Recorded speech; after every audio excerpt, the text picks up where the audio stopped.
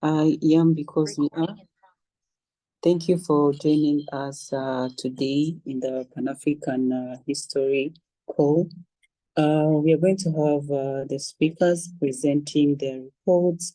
After the speakers, we're going to have the Pan-African Healthcare class with Nana Akua. After that, we're going to have the Pan-African History class with Dr. Tyrone Bright. Yes, I can see that we are still a low number. We can just share the link with our friends and family because it's something really important as to understand. Then they can join us. Yes, so as usual, we always start our calls with a prayer in our local languages. Yes, I'm going to pray in Kinyarwanda, then we can continue. Yes, let's pray.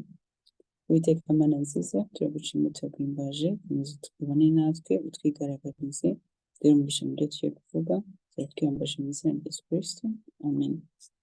Yes, so we're going to have our first speaker who is I can say new to us, but he's our brother. Yes, Simon, can you hear us? You can unmute yourself. Simon Kwesi. Yeah, thanks very much for being given this opportunity to meet my fellow Africans from different countries of the African continent. I'm very glad to meet you here today. We gather here today to discuss an important topic that often goes unnoticed on our global world. That is the effort to preserve and promote the African languages and its crucial and what do we call it? How important are they? Hello?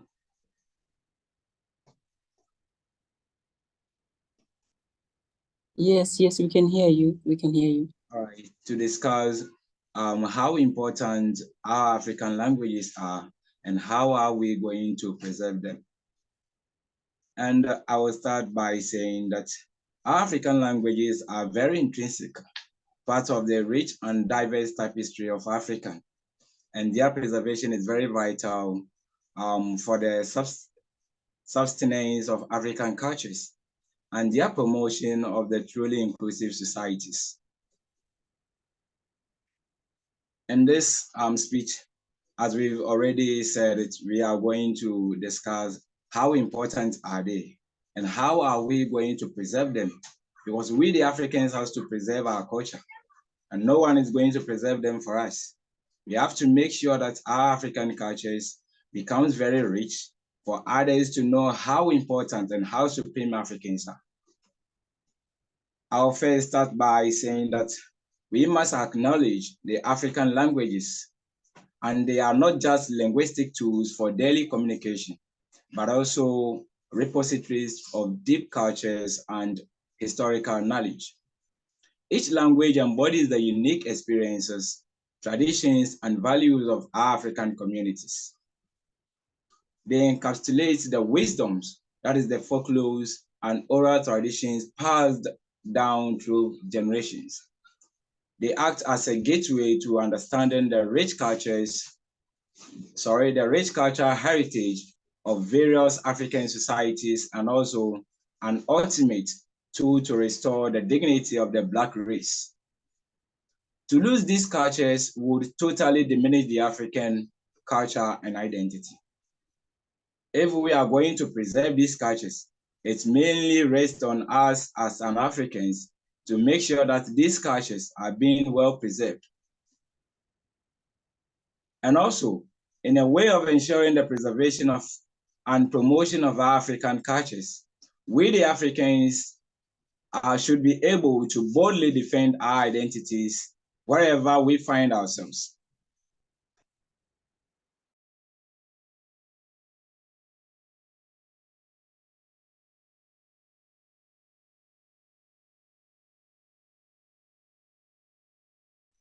Either on the continent of Africa or outside the African continent. And I assure you that our native African languages should be rather used to teach and be taught across the continent of Africa. And in few years to come, or decades to come, our African indigenous language will rather be more active and richer than before.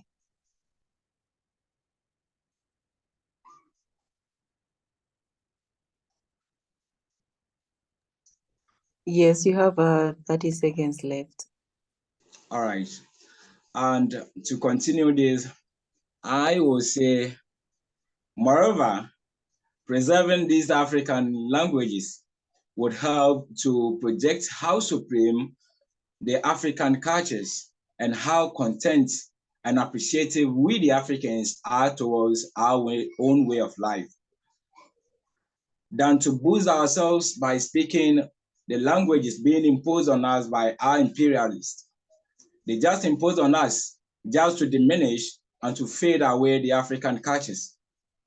They realize that we the Africans has the supreme cultures and even superior than theirs.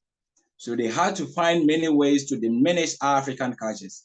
And it is time for we the Africans to make sure that we project them to a standard of level that all people across the world will have to know that indeed Africa is a very rich continent and they are having a very rich culture. So, preserving African cultures also is a crucial for promoting cultural identity and facilitating communication, preserving indigenous knowledge, enhancing intercultural dialogue, supporting education, and revitalizing the endangered languages. It is an essential aspect of safeguarding African cultures and also ensuring their continuing exist and keep on flourishing. So it is up to us as an Africans to make sure that our African cultures are well kept and to make sure that they goes at a very higher level than it is now. Right, thank you for giving me this opportunity to address my fellow Africans on this very platform. Thank you very much. Yes, thank you very much, Simon Kwesi. Thank you for the wonderful report. I am because we are. Yes, up next. Yes, up next, we are going to have a brother from Zimbabwe, Afikimbia. Yes, Afikimbia, can you hear us? Yes, Yvonne. Yes, you're welcome. You have 3 minutes to present your report. Thank you. Good evening, good afternoon to everyone, depending on where we are. My name is Afikimbia from Zimbabwe. Today, my topic is about the efforts to preserve and promote African languages, recognizing their importance for cultural identity and communication. Well, language serves as a roadmap to comprehending how social, political, and economic institutions and the processes develop from kinship structures and the evolution of political offices to trade relations and the transfer of environmental knowledge. However, preserving and celebrating language is also about promoting cultural understanding, tolerance, and respect.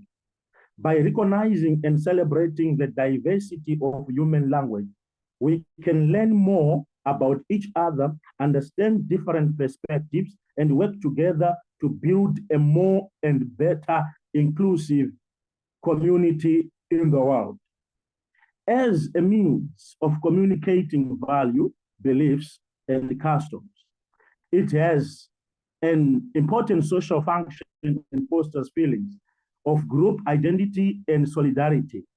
It is the means by which culture and its traditional and shared values may be conveyed and preserved. Language is fundamental to cultural identity. Therefore, listen to indigenous speakers when they share their stories. Encourage the integration of indigenous languages in school curriculum.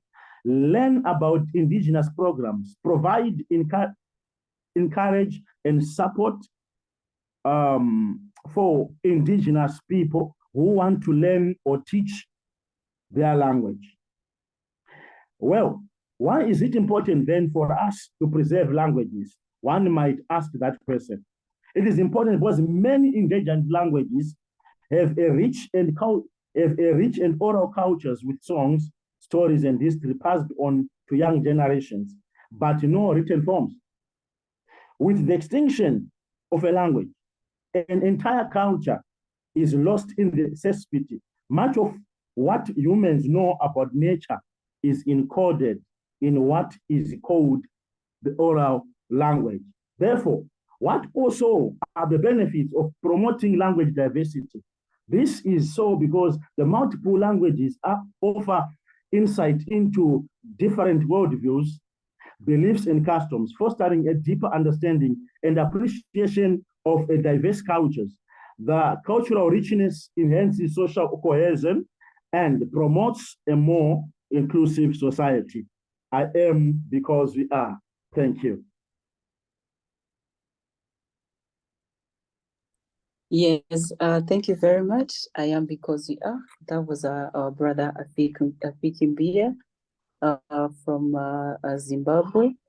Yes, up next, we're going to have our sister from Zambia.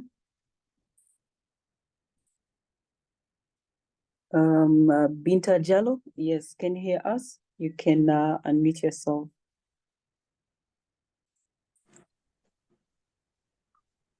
Oh, today I have this little master here trying to. Mohammed, good afternoon, good evening, and good day to others. Yes. I greet you all, my fellow family members, mashallah. Okay, today's topic. Mohammed.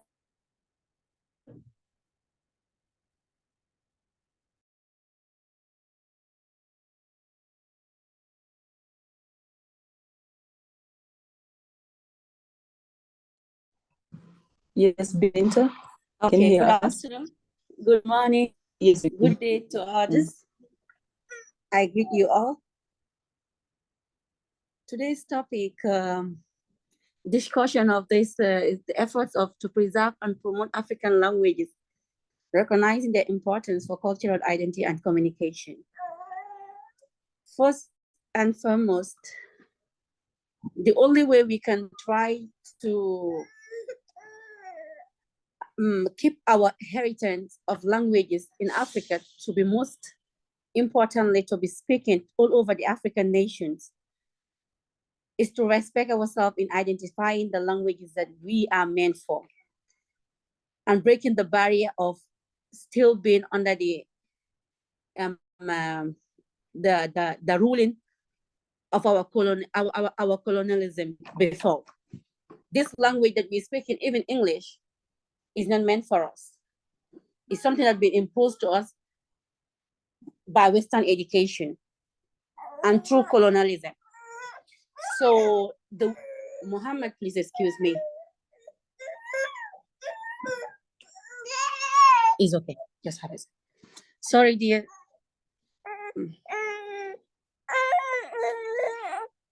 Sister Yvonne. Yes. Your maybe.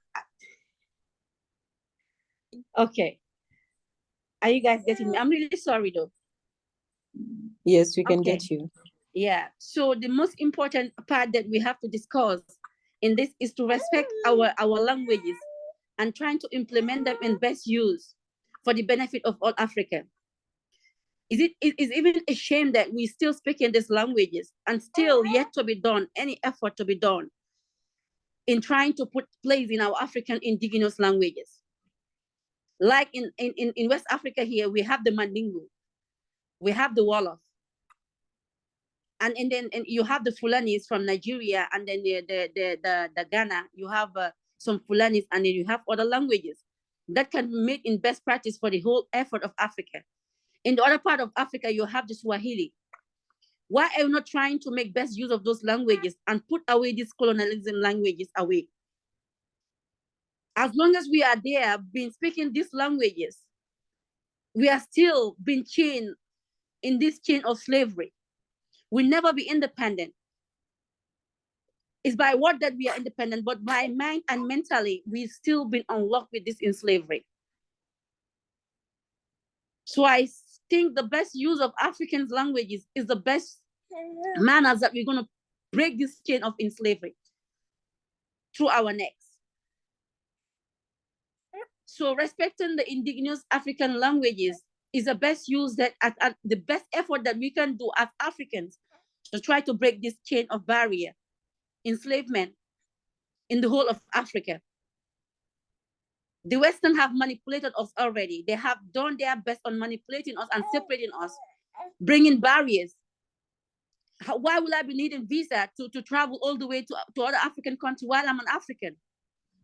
What's the effort? What's the sense?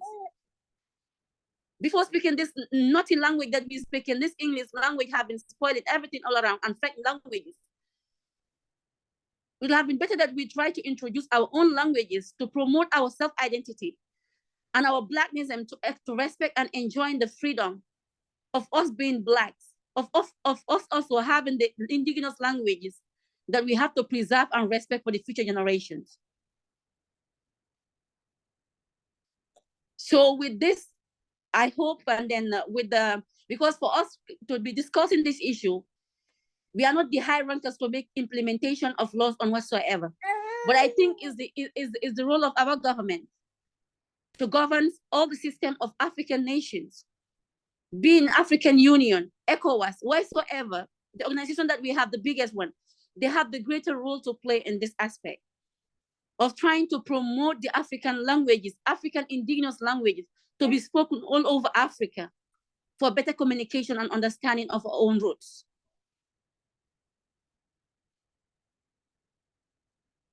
So with this, I try to say, it's really a disappointment though.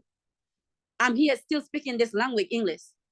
I wish the next time that we're gonna meet again here, at least we have someone speaking Swahili or Fulani language or Mandingo to try to preserve our own indigenous languages for betterment of respect, self-respect and self-esteem. Because as long as we just still ban on these languages that we are speaking, the Western languages, we're still enslaved in that mentality, that ideology and aspect of life. So I thank you all, my dear brothers and sisters all over in the world that you might be. I send my greetings to you all and have a wonderful day ahead.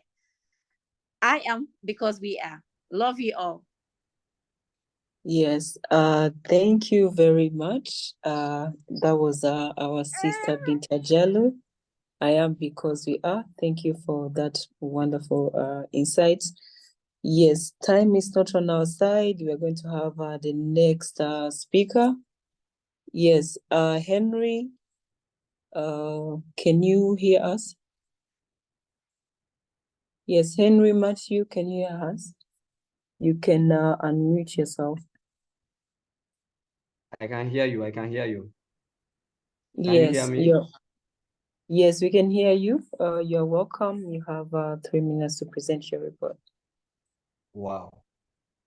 Okay.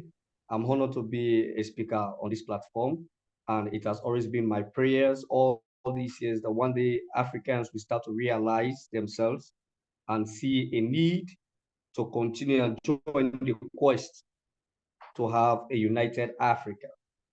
Once again, I'm honored to be one of your speakers on this platform. Without wasting much of our time, I've listened to the various speakers and they have tremendously said very well. But let's look at the topic for today, the efforts to preserve and promote African languages, recognizing their importance for cultural identity and communication. To start with, how do we preserve African languages? We are going to take it from a diversical point of view. Now, we are trying to have one Africa. Let's try to come up with a particular language that will be implemented to all African countries in the continent that will help us to be able to overcome the Afrophobia language or to any foreign language. Without us having that at the back of our minds, it will be very, very difficult for us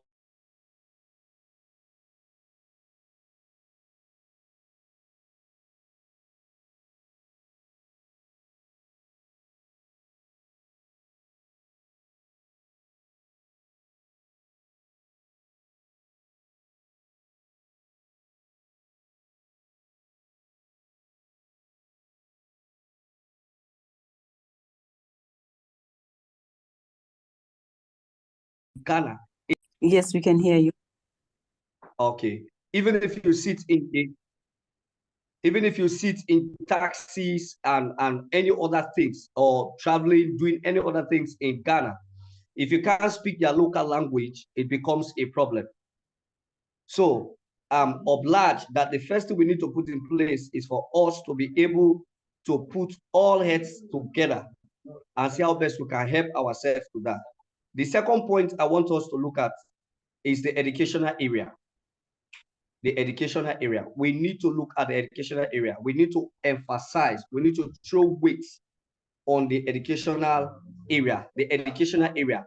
We need to see that our indigenous languages are being taught as a paramount or a major subject in our educational sectors, in all schools, secondary, tertiary institutions in Africa. Let it be a major subject and not a minor subject. So some countries, like my origin, my birth of origin, the country I came from, Sierra Leone, you can fail Minde, you can fail Timne, you can fail Limba, and you still enter the university. But if you fail the English language, which is the quiz language, you can't have accessory to the university. So all of these are bringing a backdrop to we Africans. Even in our own country, we have been marginalized, the access to enjoy our culture and our traditions. So I'm encouraging all Africans to have an eye-opening on a particular symbolical language for all Africans that will help us to facilitate a mutual communication so that Africa will be united. Because if we don't have one language that all of us can understand, we can't be able to foster this change. Thank you very much once more, Junior. God bless you. Yes, thank you very much, Henry, from Sierra Leone. I am because we are. Yes, we're going to have the next speaker, Fontekwe, from Cameroon. Yes, Fontekwe, can you hear us? Yeah, I can hear you. Yes, you're welcome. You have 3 minutes to present your report. Thank you very much.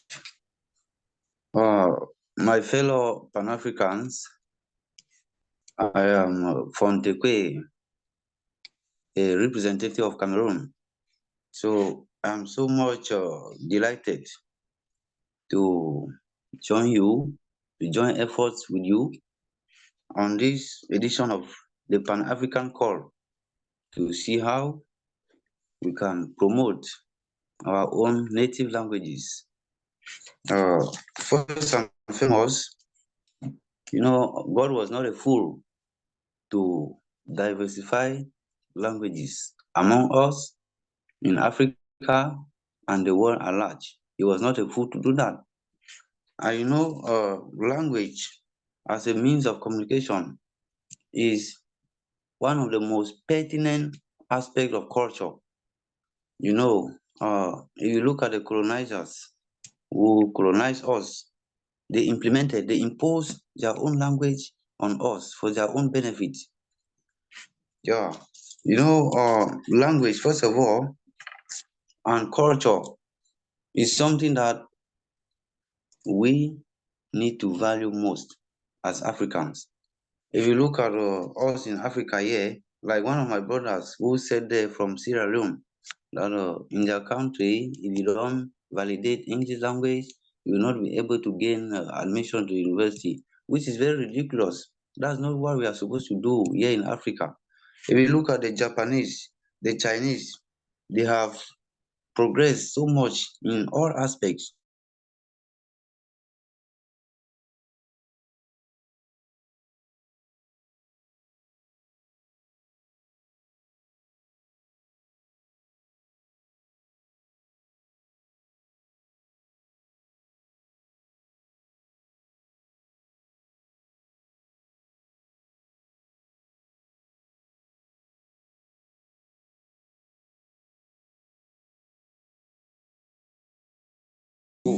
Despite of the language diversification, it has not retarded the progress, but we need to arrive at a certain level of understanding that maybe like some of my sisters there who said, we need to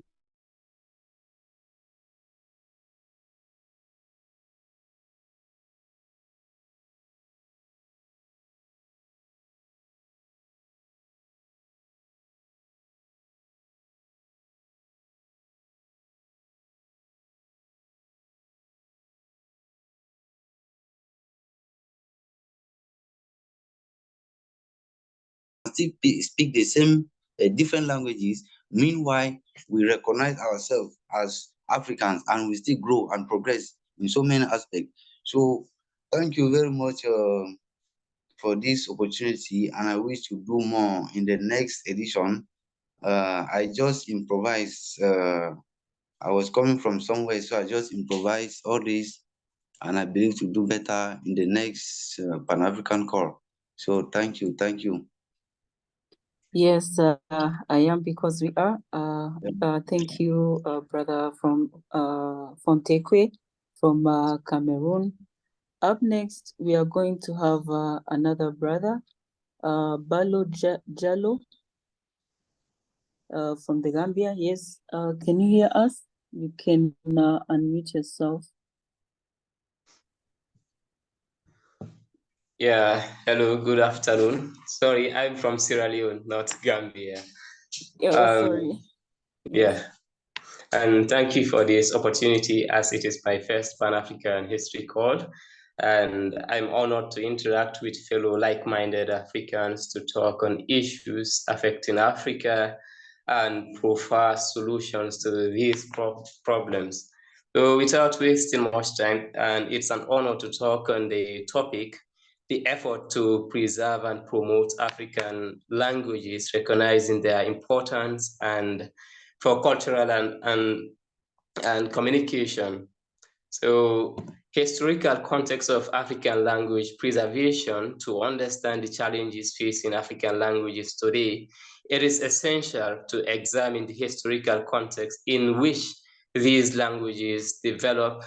Like the pre-colonial African was a diverse and multilingual continent, with each community developing its unique language to communicate with one another. But however, with the arrival of colonialism, African languages were suppressed in favor of European languages. This legacy of colonialism has had a lasting impact on African languages, with many languages declining in use or disappearing altogether. Like, for example, the Vai language in Sierra Leone, of course. And in this post, we will explore the impact of colonialism on African languages, the post-colonial language policies, and how these policies have affected languages and preservation in Africa. Like the post-colonial language policies in Africa countries frequently focus on promoting the language of the former colonial power, while the region's native language has been largely ignored or neglected. This has had a number of negative consequences, such as marginalization of minority languages or language speakers, erosion of cultural heritage, and the lack of access to education and employment opportunities.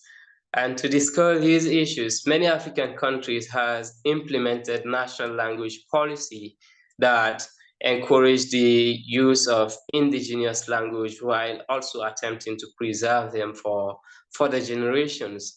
And these policies have included the adaptation of a national language, bilingual education, and the establishment of language academies, and the creation of a body of literature in the native languages. And additionally, many countries have signed the international treaty aimed at protecting linguistic diversity and promoting the use of native language in the classroom and in public life. Like the current situation of African language preservation today, many African languages are at risk of extinction, with linguists estimating that up to 30% of the world's endangered language are spoken in Africa. And this status of African languages varies widely, with some languages thriving while others face significant challenges. And to explore this current situation of African language preservation, including the status of African language and the factors contributing to language loss, and for example, of successful language preservation efforts, like population displacement and migration, urbanization, of course, colonialism, globalization, and the promotion of a single national language are some of these factors. And despite these obstacles, some successful language preservation efforts in Africa have occurred. Like, for example, the Jupiter Hormone Project in Ghana, for example, is dedicated to the preservation of the Akan language. And also the project offers language classes, publishes books and other materials in Akan, and promotes its uses in school, workplaces, and other public settings. Other successful African languages preservation efforts include the promotion of the Big Five languages in South Africa and the creation of a standardized orthography of EU like in Ghana, and the establishment of an international treaty to protect African languages. And the main challenges, as I had said earlier, facing African languages preservation include this urbanization and, of course, colonialism and the promotion Yes, of a single language. So left. I know my time is up, so thank you for this opportunity, and I wish I could wrap up, but thank you anyway. But this is not applicable in my country, in Sierra Leone. Hoping to see you next. Thank you anyway. Yes, thank you very much, Balo Jayo, from Sierra Leone. I am because we are. Yes, we are going to have our last speaker, Shahid Kasim, from Ghana. Yes, Shahid Kasim, can you hear us? You can unmute yourself. Yes, I can hear you. Yes, you're welcome. You have 3 minutes to present your report. Good afternoon to my fellow Africans on this double platform. This is a privilege once again to give me the opportunity to speak on the topic, the efforts to preserve and promote African languages, recognizing their importance for cultural identity and community. African languages, which are spoken by the majority of people, have a critical significant role to play in the development of the African continent. This is because development necessarily involves the full participation of the people and cannot be imposed upon them from the top. People cannot participate in their own development when they cannot understand and control the knowledge and skills required for development. Language embodies the knowledge and the culture of people. It is not possible for the people to move forward as a whole without requisite knowledge and the cultural backing for development programs. Economic imperialism and linguistic imperialism appears thus as two sides of the same coin. We therefore need to integrate local African languages into our education system. Africa, we also think that African Union can also consider using one common African language to be taught in all African schools. We can consider maybe African language Swahili, I think the widest spoken language in Africa, or any other language, so that all Ghanaians, all African schools will use it as a medium of communication. Languages often appears not only as a cement that guarantees national unity, but also as the mold that forms the people into one nation. It is the major engine that drives a whole nation towards progress and development. It is therefore completely repugnant to downplay the contribution of languages towards the progress of a nation or a continent. If we accept that there is correlation among cultural ideology, education, global development, and language, then we have to admit that much remains to be done with education and language development. On this note, I want to once again extend greetings to our fellow Africans on this our platform. Thank you very much once again. I am because we are. Yes, I am because you are. Thank you very much, Shahid Kasim from Ghana. Thank you for that wonderful insight. Yes, time is not on our side. We are going to continue with the Pan-African healthcare class with Nana Akua. Yes, in case you have any question, you can just drop it in the comment section. And you are also live from Facebook. You can also do that if you have a question, just drop it in the comment section. Yes, let's continue with the Pan-African healthcare class.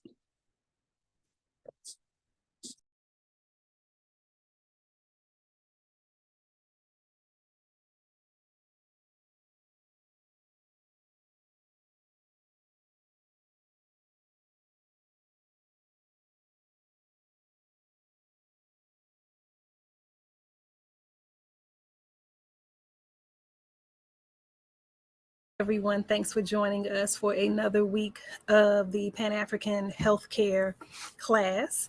I have recorded this on the day before because I have a Sisters in Solidarity event that I am participating with on the 4th. So I'm recording this on November 3rd for the November class. And so thank you for joining us. We are at the beginning of our Pan-African healthcare class where we sort of talk about the kind of introductory information for this class. We discuss what holistic health is, some of the aspects of holistic healing, and what are some of the healing modalities and some of the concepts. Today, I would like to also get into some of the holistic healing principles, along with some healthy eating, food combining tips and things of that nature. So let's get started. So we know that there are different terms for holistic health, natural healing. Some people will call it alternative health, complementary health or complementary healing. But we know that probably the best term, I believe, is holistic medicine or holistic healing. And you know, I always like to start off with the basic definitions of what we're talking about. So in this regard, if we were defining holistic health, let's start with holistic medicine. So one working definition is holistic medicine is a form of healing that considers the whole person, body, mind, spirit, and emotions in the quest for optimal health and wellness. Holistic wellness is an approach to being healthy that looks at a person's health in a holistic way. It considers their body, their mind, their spirit, and attention is given to all three. And as previously stated in the first definition, they include emotions in that one. But looking at the total person, all three or four concepts needing to be in balance and being or maintaining or remaining in balance. Is what holistic medicine strives to do. All three are relative and relevant and are necessary to work together.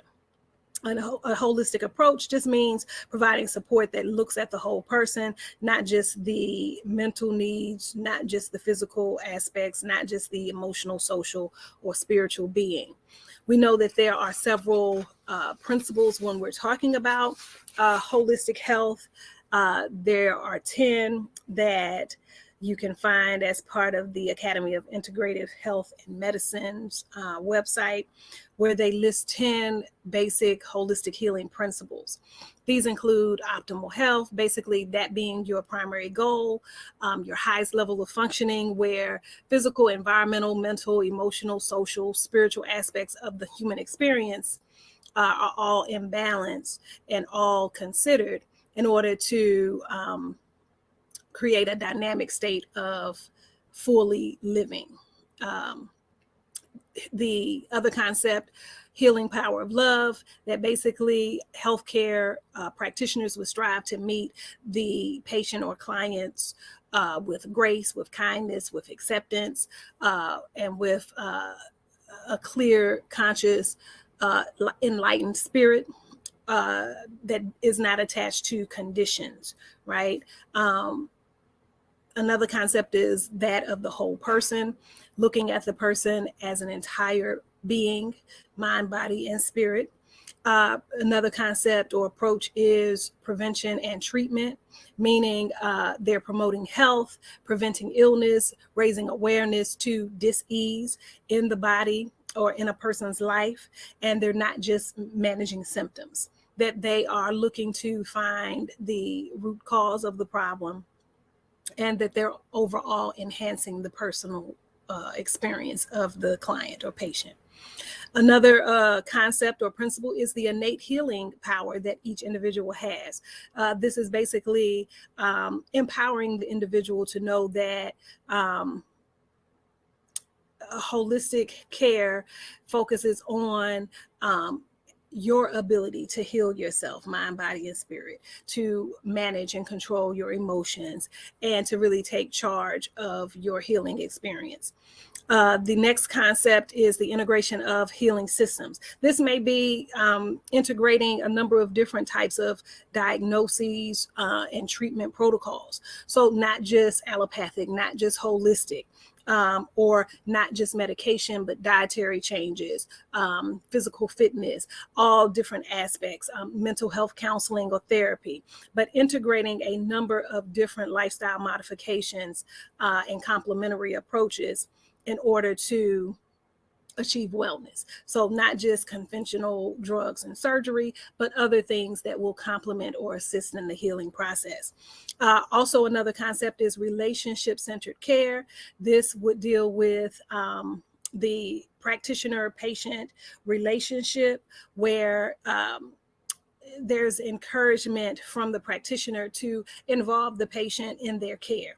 They keep symptom diaries or food diaries or lifestyle diaries, for example, and their personal interests, their personal concerns, their lifestyle, integrating all of that into the healing process and really partnering with the client. That's relationship-centered care. Also, the next concept, individuality. A holistic health practitioner would focus on the client or the patient and their uniqueness, their unique lifestyle, their unique nature, their interests, their needs, their desires, and how the illness or dis-ease may manifest within them, and not treating them as if the same thing applies to everyone. It's not a one-stop shop. Everyone will still have a different experience within a certain illness or dis-ease, as well as moving through to healing. So it should be individualized. Next to the last concept, teaching by example. A holistic healthcare practitioner would work towards personal incorporation of these principles, and allow that to be the guide, lead by example, be able really to show within themselves that they live this lifestyle and that they are an example for others to follow. So knowing very well in a very practical way how to live the lifestyle and therefore implement it in the healing process is important. And then lastly, learning opportunities. All life experiences include birth, joy, suffering, the dying process. They're all very profound learning opportunities for both the practitioner and the patient or client. And so every opportunity or every experience is an opportunity to learn from. So in the different stages of the healing process, each partner, the client and the practitioner, should learn from those experiences. What worked, what didn't, what can be tweaked or changed to improve the healing process. And there are different types of natural therapies, alternative therapies, holistic healing modalities. We know that there is massage, acupuncture, acupressure, exercise therapy, naturopathy or naturopathic medicine, music therapy, chiropractic care, faith or spiritual healing, homeopathy, nutritional consultations, or nutritional therapy, herbal medicine, folk medicine, traditional spiritual systems will often incorporate different healing modalities that would fall under holistic care. This is usually where I point out traditional healers like Sangomas or Dentini priests or other Akonfo or Ilorisha's or Vodun priestess or other traditional healers that have a heavy spiritual concentration, but also a very integrative natural healing component, usually using herbs and other natural substances. And so when we move through this course, I'll make mention of different herbal remedies, but know that not everything that I may mention will necessarily be available in your area.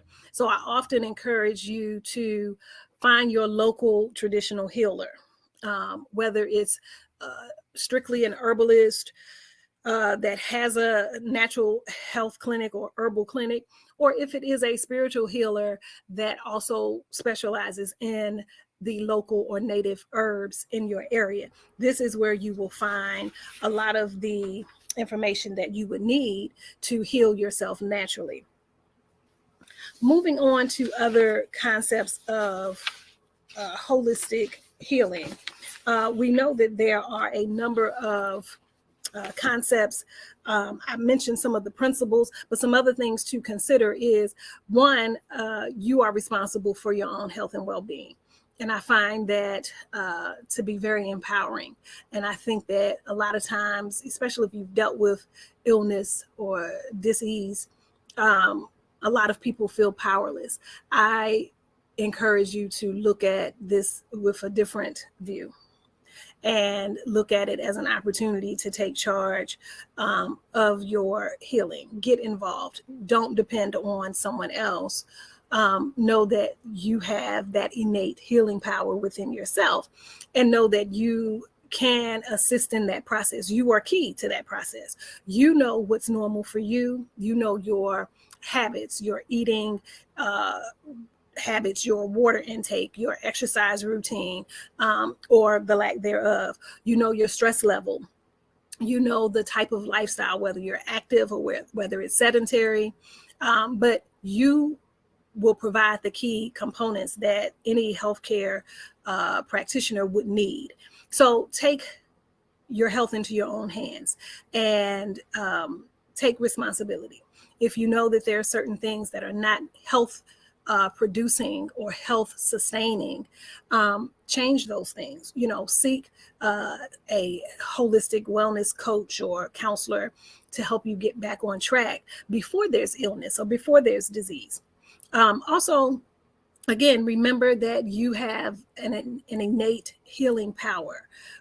You a lot of times can control how bad something gets. Even if we sort of lose track of what we're doing or what we're eating or how we're thinking or feeling, know that you have the ability to kind of go in and kind of reverse or change, that routine or that habit. Always look at yourself and find practitioners that look at you as a person with a condition and not the condition itself. So you are a person, not a disease. And then, of course, we briefly mentioned earlier, treatment is about finding and fixing the cause of the condition, not just alleviating symptoms. So always seek counsel with someone who is going to look at why something happened, what caused the issue, and let's figure out how to alleviate that, how to balance that, how to remedy that. And that is going to be a better long-term goal or aim for you, as opposed to simply alleviating symptoms and then the root cause is still there that may likely manifest in another way. So we know that recovery approaches when we're talking about holistic healing, we'll deal with diets, it'll deal with detox, it'll deal with fasting, it'll deal with certain things to avoid, whether it's foods to avoid, certain lifestyles, stress levels, things of that nature to avoid, breaking bad habits, bringing balance into your body, using whatever spiritual systems are available to you or that resonate with you. And bringing all of these things into balance is going to be key. We know that we can focus on, if we're talking Asian cultures, balancing the chakras or making sure that we're balancing our meridians, that we are eating clean and healthy and we vibrate at the highest level. We may seek out energy healing, Reiki healing, polarity balancing, and things of that nature, where we deal with the chi or the flow of energy in the body that can impact us physically, emotionally, spiritually, and such. So all of these aspects come into play when we're talking about healing holistically. We know that green juices and alkaline water and vegetable-based or alkaline-based foods are going to be better for us in terms of creating a healing environment. So all of these things we want to consider if we are going the holistic route. If we are further talking specifics about healthy eating, I'd like to add some important elements of healthy eating here, and then we'll talk a little bit about alkaline and acidic foods, food combining, and hopefully we'll get to hydrating foods as well. I talked a little bit about alkaline water just now, so actually maybe I'll jump to the foods that are very hydrating, right? Where they are predominantly water-based foods. A lot of times people struggle with getting the sufficient amount of water into the body. This is a major problem. And generally a rule of thumb for proper water intake is half your weight in ounces throughout your 16-hour day. Hopefully you're having only a 16-hour day and you're getting at least 8 hours of sleep. But you want to spread out your water intake in 2 to 3 hour intervals throughout your waking hours. We want good quality water. I prefer distilled or alkaline. But as clean or as pure of water as you can find is going to be our best option. And then we always want to include fresh fruits and vegetables that are high in alkalinity to, balance that, even if it's a distilled water that some people consider as a dead water that lacks any sort of nutrients or minerals in it. If we have a healthy, balanced diet, I do think that type of water is still sufficient. But if you're struggling with water intake, make sure to at least include these types of foods that are 95% plus water. Cucumbers, they are 96% water. Watermelon, 96% water. Pineapple, 95% water. Lettuce, 95% water. Tomatoes, 94%. Melons are 89% water. Blueberries are 95% water. Pears, 92%, celery, 95%, and grapefruits are 90% water. So as you work on improving or increasing your water intake, include these hydrating foods so that you may at least hydrate your body and keep it from becoming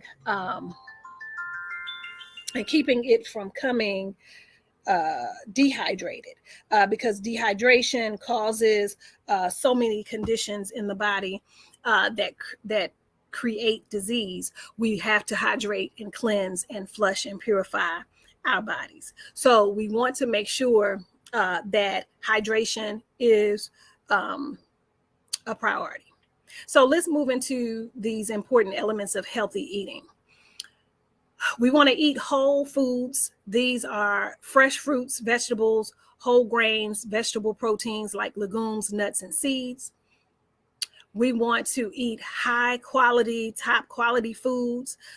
We want to reduce refined foods, sugars, excess fatty and rich foods, and foods with additives and synthetic or artificial colors. We spoke a little bit about that last week or maybe week before last, but we want to avoid additives and food colors and things of that nature. Drink no more than 4 ounces of fluids with your meals. This, if you drink more, you basically are diluting the digestive juices in the stomach and you interfere with the digestive process. So you really want to limit how much you drink with your meals. If you can go without drinking at all, great. But if you're drinking, limit it to 4 ounces of liquids with your meals. You want to chew your food thoroughly, eat in a relaxed environment, never eat when upset. If you're at some heightened emotion or emotional level, do not eat at that time. Wait until your emotions are a little bit more in balance. That too interferes with the digestive process. Get sufficient fiber in your diet by eating the majority of your foods, in terms of your fruits, vegetables, things of that nature, along with things like psyllium seed husk or flaxseed meals. Get sufficient fiber. So yes, your fruits, your vegetables, your vegetable proteins, your fiber-rich herbs, or food supplements like psyllium and flax seeds. These are good options for you. Drink water. We spoke about that. Consistent with your weight. If you are 200 plus pounds, you know that you need at least 100 ounces of water a day. Use nutritional supplements and herbs as appropriate. Supplement your digestive function as needed with hydrochloric acid or digestive enzymes or pancreatic enzyme products. So if you eat mainly cooked foods that are not live foods, if you're eating foods that are outside of the fresh fruits and vegetables that we mentioned earlier, and you know that you could improve your diet and you're probably not getting good digestion, use some of the digestive supplements that are available on the market to increase your and improve your digestion. Moderate use of alcohol, caffeine, nicotine, these types of things. Really limit these things or avoid them altogether. Try to really limit any prescription drugs or over-the-counter drugs, and of course recreational drugs, so as they do not wreak havoc on your liver. We spoke a little bit about, last week, the different paths of elimination, and we talked about the liver. And so we know that these things, alcohol, drugs, caffeine, things of that nature, really overwork the liver. And so we want to be really cautious about these things. Do them in strict moderation or avoid them altogether. Exercise. Exercise is important. Make sure you're following an exercise program. If you don't have one, find something that you like, that you do enjoy. It could be basic calisthenics, stretching, jumping jacks, marching in place, or it can be something more organized like step aerobics or Zumba, or going to whatever organized fitness class. It could be Tai Chi or yoga, or Qigong. It can be jogging, using the treadmill, or the stair climber or the stepper, or the elliptical. Any of these types of things, anything that will increase your strength, your flexibility, your endurance, and your enjoyment, and move the body, this is going to be key. Even if you don't have any exercise equipment or the ability to join a class, walk up and down steps, walk places as opposed to driving, or if you're driving, park further away, do a couple of extra laps around the store, even if you're finished shopping, but incorporate movement in your lives as much as possible. And then the last thing on this list is maintain regular elimination. We know that, again, one of the paths of elimination, we know that the colon is key and it either produces life or helps or causes the end of life. Disease ends and begins in the colon, as they say. And so we know that regularity is important. Cleansing the colon, flushing out toxins, solid waste from the body is important. So your diet, exercise, stress levels, all of this has an impact on your bowel movement. And so you should go at least once or twice a day. After illness or antibiotic use, replace friendly gastrointestinal flora or good bacteria back into the body with probiotic digestive aids, things like acidophilus. And if you need extra help with moving your bowels, there are many herbal laxative herbs that can help cleanse the body by increasing or stimulating the colon. And that is going to be key. You always have to make sure that you are eliminating waste regularly from the body. Let's talk a little bit about food combining. So we know that in order for the body to properly digest and use the food that we're taking in, we have to be conscious of not only what we bring into the body and when, but how. So food combining, how we are combining our foods, how we are ingesting our foods is important to the digestive process. And our typical thought process of meat and potatoes does not go together. That is not a proper combination. So proteins and starches are not a good food combination. It's a poor food combination. If we're eating our proteins like meats or fish or nuts or soy or sprouted beans or sunflower, sesame, pumpkin seeds, things of that nature that are high in protein, we know that we should combine those with vegetables. So our leafy greens, our radish greens, our watercress, our fresh peas, our sprouts, our corn, our turnips, beets, Jerusalem artichokes, our squash, our peppers, our cucumbers, our asparagus. These are things that we should combine with either proteins or starches. So if we're eating starches, our grains, our dried beans and peas, our peanuts, our chickpeas, our potatoes, our winter squash, chickpeas, navy beans, black-eyed peas, what have you. If we're eating our starches, we are combining our starches with vegetables. So vegetables and proteins or starches and vegetables go together.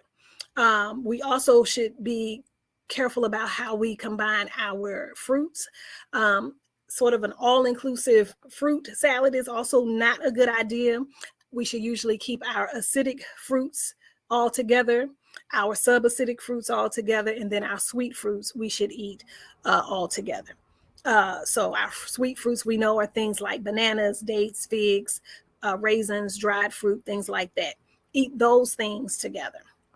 Our subacidic fruits are things like apples, apricots, sweet cherries, mangoes, papaya, pears, grapes.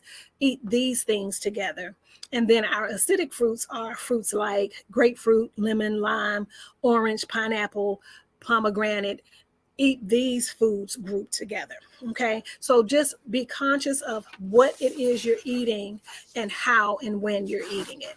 And then the last thing I'll spend these last couple of minutes with is to talk about acidic and alkaline foods. And so I think I briefly mentioned earlier, we really want a diet that is alkaline, consists of alkaline forming foods. These are going to be the foods that are going to promote health and wellness. It's going to create an environment or a body that's fit to fight off disease and infections. The reverse is true for acid forming foods. These are going to be the foods that will usher in illness and make the body sluggish and stagnant. So alkaline forming foods are going to be your foods, like your fruits and your vegetables. That's the easiest way to say it. Our acid forming foods are going to be things like your eggs, your mayonnaise, your meats, bacon, beef, chicken, lamb, veal, things of that nature. And so we want to, and feel free to look further into more examples of alkaline forming and acid forming foods, but we want to get to a point of where we're eating 65 to 70% alkaline forming foods. In comparison to acid forming foods. Okay. And so I could go on a little bit about that more, but we are really close to our time, and I wanted to be sure that I got all of this in. Next week, we will talk about herbs and other natural healing remedies. No, or maybe we'll talk about nutrition. I'm not sure. I'll have to look back. But if you have any questions, I know I'm not live with you, but you can always email me your requests for the information that I've shared, or any questions or concern you have about the class. nanaakua1@gmail.com is how you can reach me.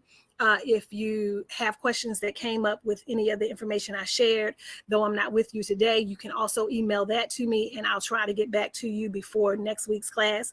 And that next week, I do plan to be live and in person, so I look forward to seeing you then. And as always, I bid you good health and peace. I am, because we are.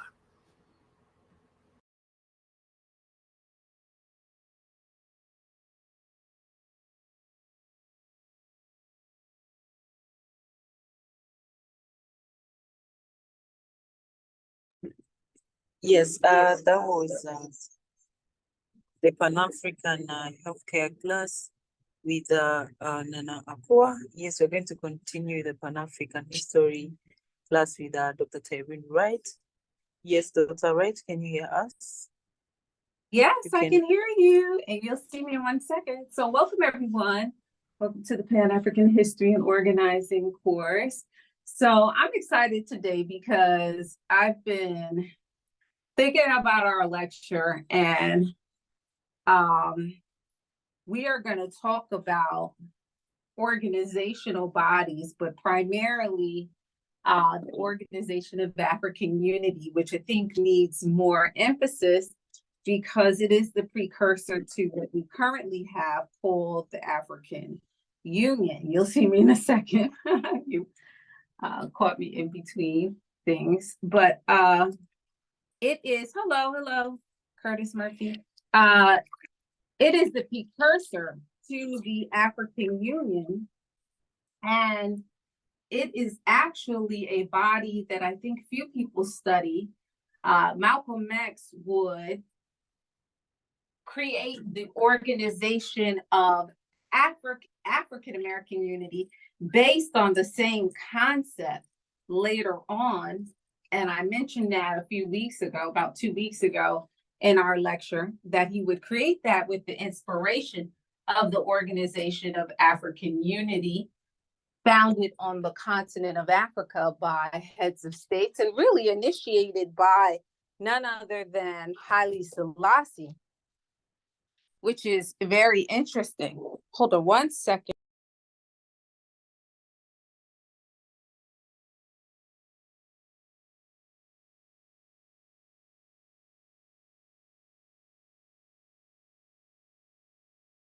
All right, sorry about that. So, created with the inspiration of the Organization of African Unity, initiated by none other than Haile Selassie, but make no mistake about it, the inspiration and the guiding light of an organization such as the OAU was very much people like Kwame Nkrumah, who is the, I guess you could say, leader amongst independent African nations, in the sense that Ghana would be the first to gain its independence in the late 1950s, which is notable, okay? And he connects the independence of Ghana to the ultimate liberation and independence of the African continent. So in other words, he wasn't, divisive and singular in his thinking. He pretty much said that Ghana's independence is nothing. It would mean nothing if it is not followed by the independence of the African nations that are still in bondage. So very important point to remember. We talk about the OAU, the leading figures of the OAU. And today what I'm going to do is just give you a brief history. I'm going to also, I found an interesting video that I wanted to share with you all.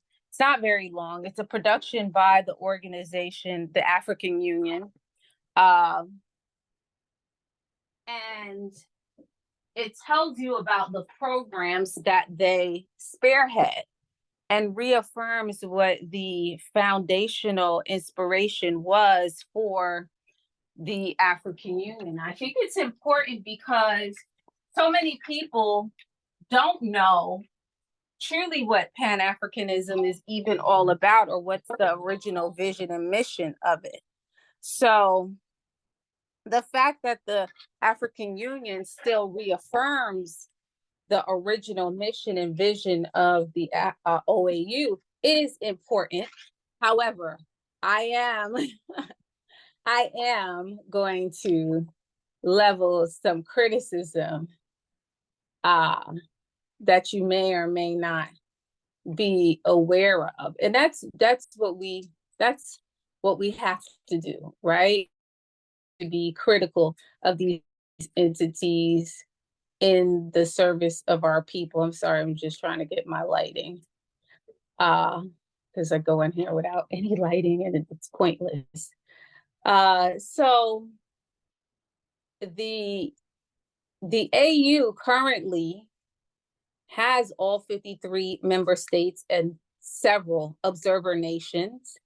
Unfortunately, some of you who keep abreast of some of these issues may know that they have not always functioned in the way that we would want to see them function in light of African nations, what I would consider African nations out here in the diaspora, particularly in the Caribbean. However, I believe, and someone correct me if I'm wrong, I believe, unfortunately though, that they have allowed Israel into the African Union as observer, but have denied a couple of Caribbean nations, which are obviously and overwhelmingly African countries in terms of the population. And yeah, I would say in terms of the history, we all know the history of the diaspora, which is that, they were colonized like everyone else. So, so that's very unfortunate. And I will talk a little bit about that today. Okay, let me just do this. How about actually, I'll start out with, I'll do it backwards.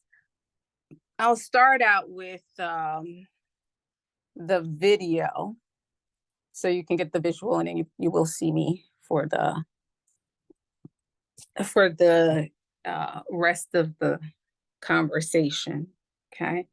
But let me just show you really briefly, and then I'll move backwards in time in terms of our conversation today.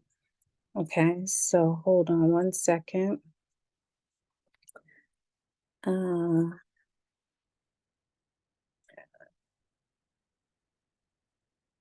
on one moment.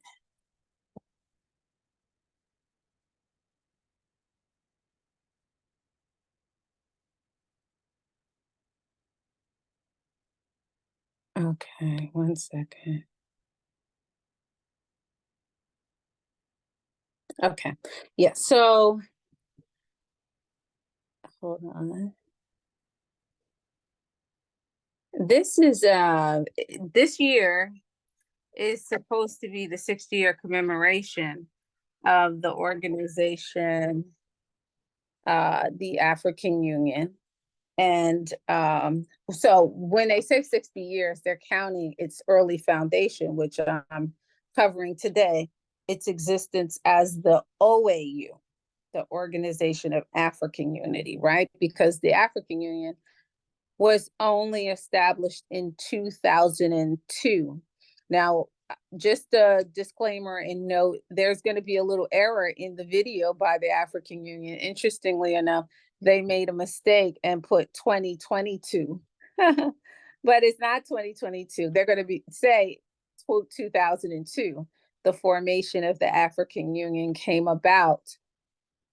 So that's just the error on their part. But 60 years is from the time of the founding of the OAU, the original organization, to now, okay? And they will tell you about the entities and the bodies of the African Union as it exists presently, okay? All right, just 1 second. I want to do a couple of things. Hold on. Okay.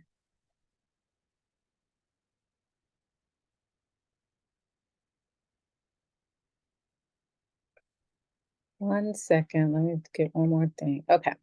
All right, so let me just briefly give you this. So this is the current situation, all right? The Organization of African Unity has now transformed into the African Union, and they are celebrating the 60 years.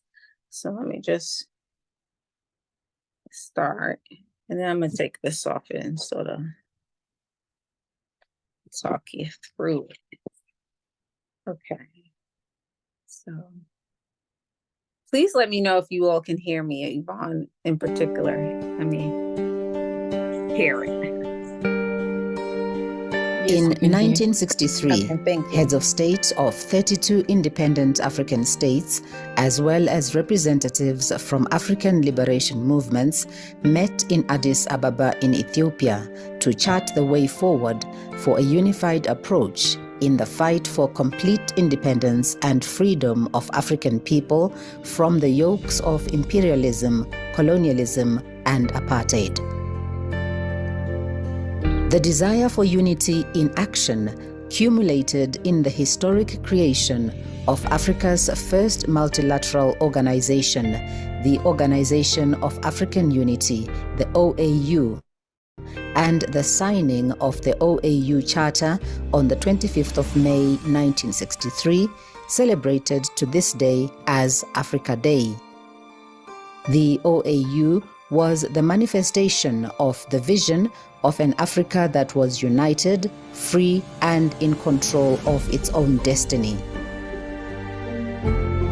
Guided by the OAU Charter, the organization undertook to support liberation movements and to accelerate Africa's journey to complete independence, while advocating for increased economic, social, and cultural cooperation and unity among African countries, which was enshrined in charters and treaties that advocated for collective action if Africa was to achieve its development goals, such as the treaty establishing the African Economic Community, popularly referred to as the Abuja Treaty. The drive towards increased regional cooperation and integration of African states to drive Africa's growth and economic development resulted in the decision on the 9th of September 1999 to transform the OAU into the African Union. The African Union was launched in July 2002 in Durban, South Africa, with the vision for an integrated, prosperous, and peaceful Africa driven by its own citizens and representing a dynamic force in the global arena.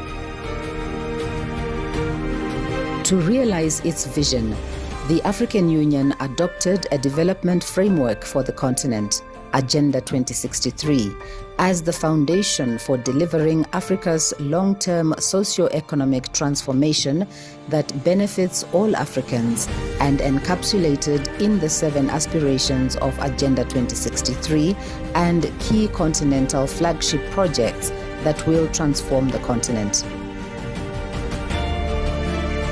Since its formation, the African Union has made great strides in the areas of peace and security, gender, trade, agriculture, the creation of Pan-African institutions, youth employment, health, education, and many others. To ensure that the African Union is best placed to serve the continent, the organization has embarked on further transformation through the institutional reforms in order to accelerate, reinforce, and ensure service delivery to the African citizenry by focusing on key priorities with continental scope: realigning African Union institutions, connecting the African Union to its citizens, financing the African Union sustainably and with the full ownership of the member states, managing the business of the African Union effectively and efficiently at both the political and operational levels, to ensure that ultimately we achieve the vision for the Africa we want.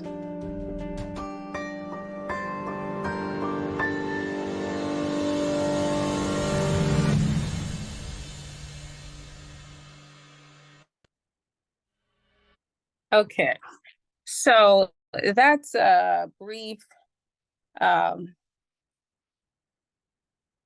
summary by the African Union themselves on, hold on, okay. So that is a brief summary by the African Union itself on what the African Union actually is. Let me see if you see me. Okay. I gotta move my camera in the video. Okay.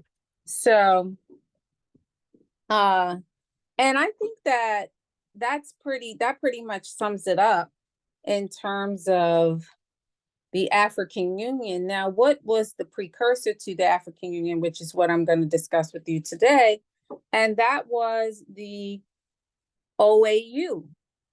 And the part of the point of probing this, obviously beyond educational purposes, is to highlight the fact that sometimes when organizational bodies are reinitiated and funded by opposing entities, they don't always carry out the vision and mission, the original vision and mission, as it should be stated, or it was stated by the seed organization, right? The first organization. I'm going to change my camera's trajectory in a second.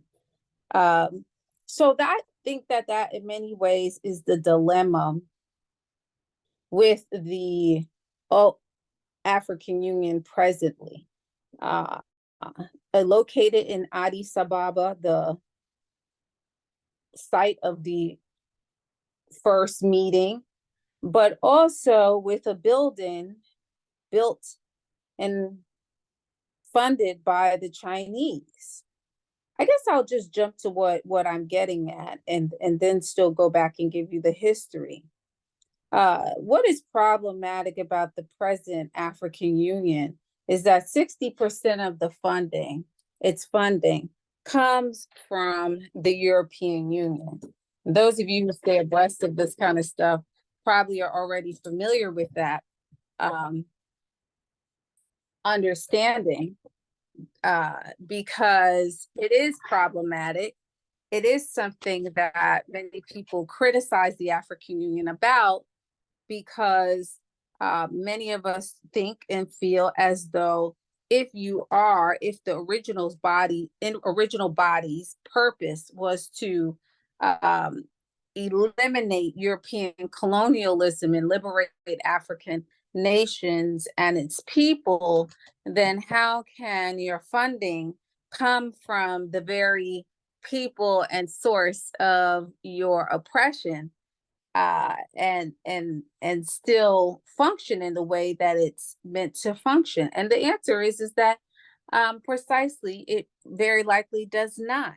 I have had an individual and a collective experience with the African Union, and ultimately, to this day, the meetings were derailed that were initiated in Senegal first, then African leadership that really probably did not want to give up political power on the ground and consolidate and move swiftly towards nationhood, did a move that is done very often, but a lot of people confuse this. What I'm talking about is the first conference of intellectuals in Africa for Africa and the diaspora, which was a working conference where African intellectuals under the leadership of Gaddafi came, when he was chair, came and gave recommendations how in every area of life we can move towards a unified Africa. So we're talking about all of the regions of Africa. And this was the first time that the diaspora was identified as a region of Africa. This is in 2004. I was a part of that conference. It was progressive. We were put on committees by region, and every region had to come up with its recommendations. Okay. So it was a working conference. It wasn't a feel-good conference. It was, we were there to work. That being said, the conference to follow up after it was in 2006. And the then president, who was not Gaddafi, was, I think it was Alpha Umar, but I'm not sure. I forget exactly who was president the second time around. However, all of the heads of states that attended in 2004 knew what this would conclusively mean. If we move towards a unified Africa, that means they would no longer be heads of states or presidents. They would be, in effect, governors, so to speak, in a consolidation of territories and regions. And so for some of them, it simply means a loss of power. Okay. That being said, 2006, they send the conference to where? To Brazil. And as much as people would like to say, oh, well, Brazil, South America has 85% of the Africans that were taken out of the African continent during the transatlantic slave trade. True enough. But I'm going to tell you something that I understand from the inside that I was given from a head of state, and I won't say his name. He made it clear that when African leadership wants to destroy an African agenda, but not look guilty or want their hands dirty, they send it to South America. And why? Because once you send it to South America, it will cease to be African. It will be Black. And they're still fighting around Black identity.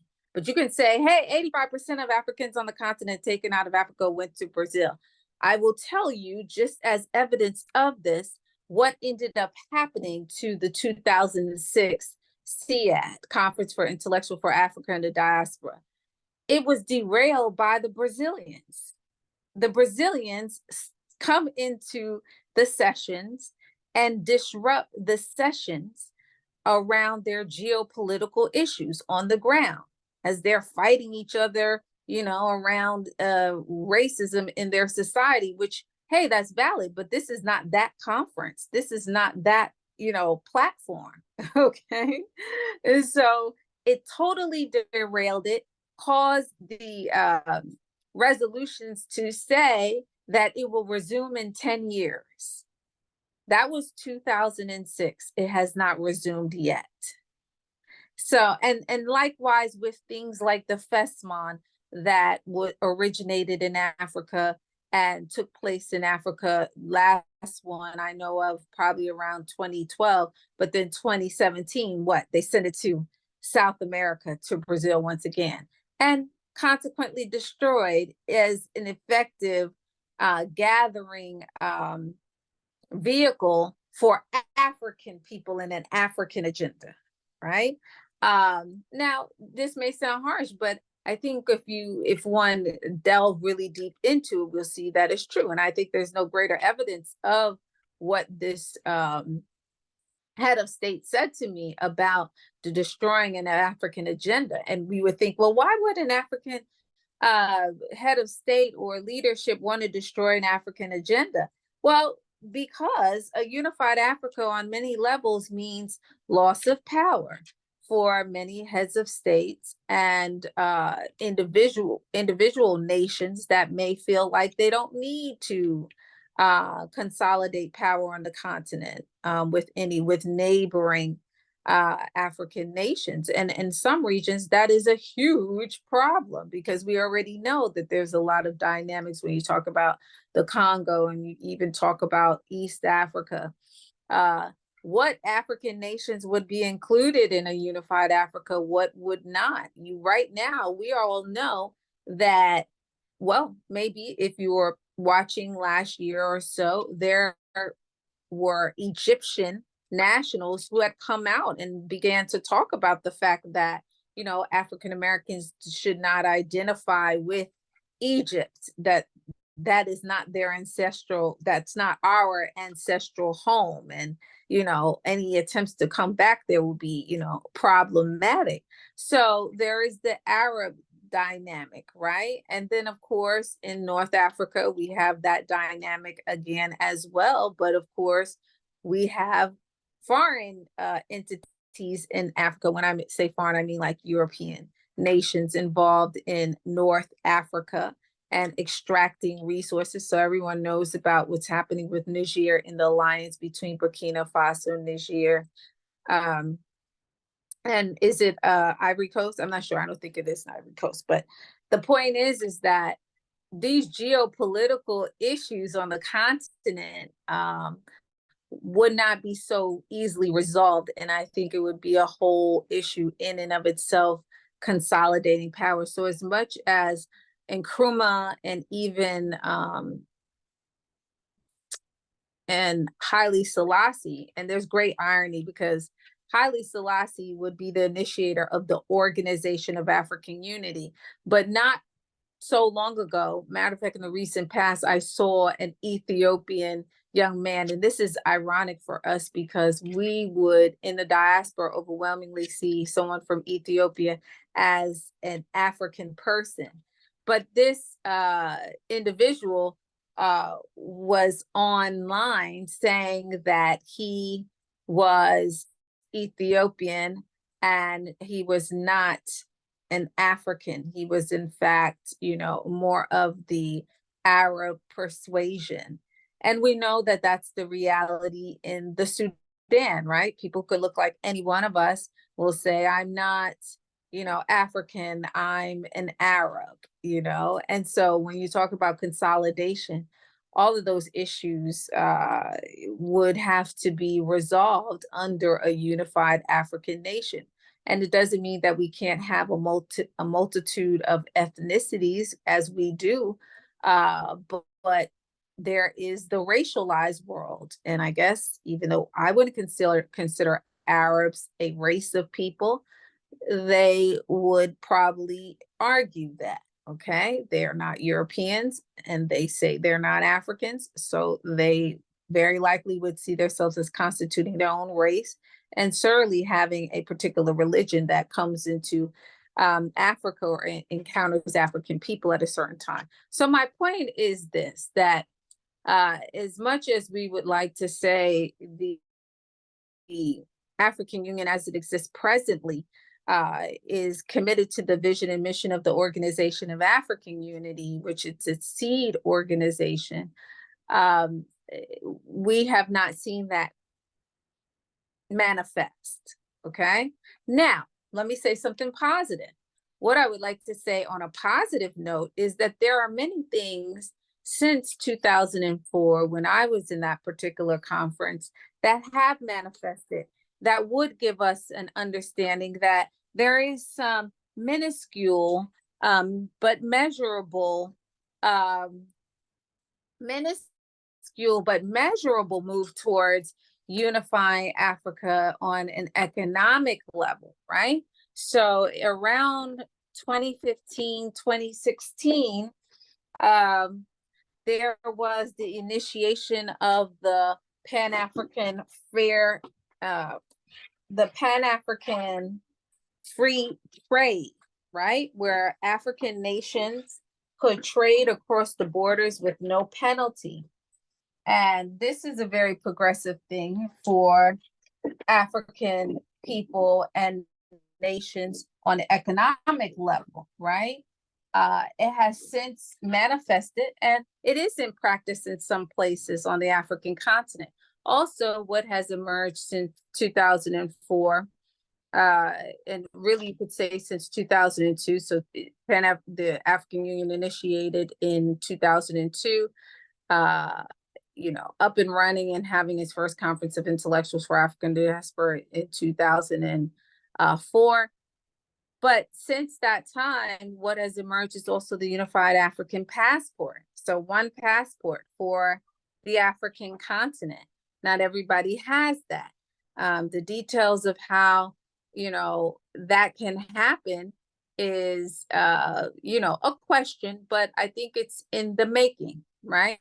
So the existence of it signals something positive, but what the function is supposed to be is to give African nationals of any country on the continent the freedom to move across borders without a visa or without, permission, so to speak, right?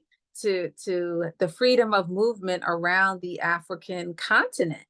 And that is very important. And that's in light of the fact that we understand that there are issues of xenophobia in places like South Africa, right? Because, many of us understand and know that South Africa seems to be an expression, or was under apartheid, an expression of European culture on the African continent. So a Western nation, a so-called developed nation on the African continent, and surely garners a lot of migration.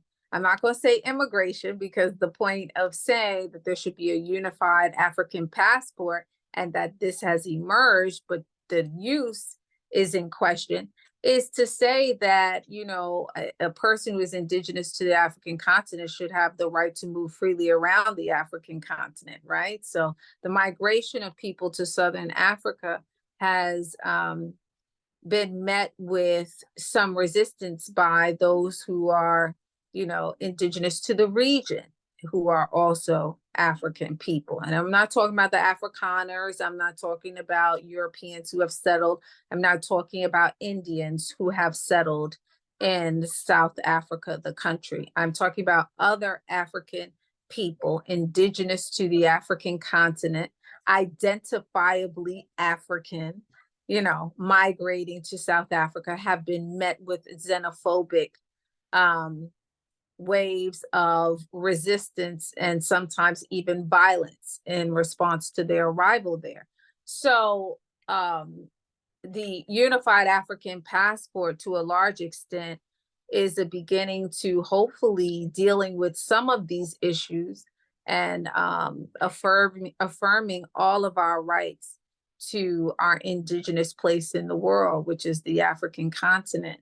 There was one other positive thing that I wanted to highlight. Well, those are the two main positive changes. And then, so then, of course, I mentioned that in 2004, it was the first time the language around the fifth region or the sixth region of Africa was used towards the fifth region, used with regard to the diaspora, right? And since then, various countries in the diaspora that have a large or a African population have been allowed to enter the African Union as observer nations, okay? and participate in the meetings and ultimately, hopefully, the development of the African Union. Now, I think this is good because it's acknowledgement that African people in the diaspora are contributors to the thinking, the global thinking about the condition of African people. And it's also, I think, it's respect to the fact that Pan-Africanism itself is born in the diaspora. So a couple of weeks ago, we read books to watching Pan-Africanism, Pan-Africanist, where we revisit the early history of Pan-Africanism. And we know that the person who coins the phrase even of Pan-Africanism, coins the term Pan-Africanism, comes out of where? Trinidad, the Caribbean, Henry Sylvester Williams. Okay. And so, and then you have in the United States, many others, Blyden and Henry Highland Garnett, Bishop Henry McNeill Turner, so on and so forth, who are contributors to this concept of Pan-Africanism. And then none other than Du Bois, who would be the person who champions the cause after the first Pan-African Conference and continues the work and initiates the Pan-African Congresses, which is the setting for the production of the Organization of African Union, right? 5 Pan-African Congresses, first and 5th, which are the most important, right? The Manchester Conference or the Manchester Congress, where African heads of states affirm that the total liberation of Africa is inevitable. Okay, and out of that body, the congresses, the continuous congresses, comes this concept of the OAU. So let me just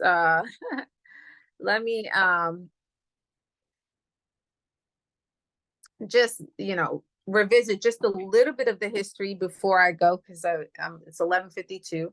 So, and I'm already over by 7 minutes. So the Organization of African Unity, initiated in 1963. It was an alliance of independent African nations working to enhance cooperation between the newly decolonized African governments. So the alliance had its basis in Pan-Africanist philosophy, encouraging unity of all African people, but it was also inspired by ongoing independence struggles as various African nations freed themselves from European colonialism. So that is the founding of it. Now, it was initiated not by Kwame Nkrumah, but by Emperor Haile Selassie in 1963, May 25th to be exact. So this year is the 60th anniversary of the founding of the Organization of African Unity. And so he is the one, Haile Selassie, to invite 32 at the time African heads of states to Addis Ababa to form the Organization of African Unity. And this would grow in membership. Years later, it would, of course, rise to the number of 55 with 20-something other nations achieving their independence and ultimately coming into the Organization of African Unity. So the basic principles included the promotion of solidarity among African states, improved quality of life for Africans, a promise to defend sovereignty of African states, and eradication of colonialism in all its forms. The OAU hope to achieve these goals through the cooperation and peaceful negotiations between member states, essentially.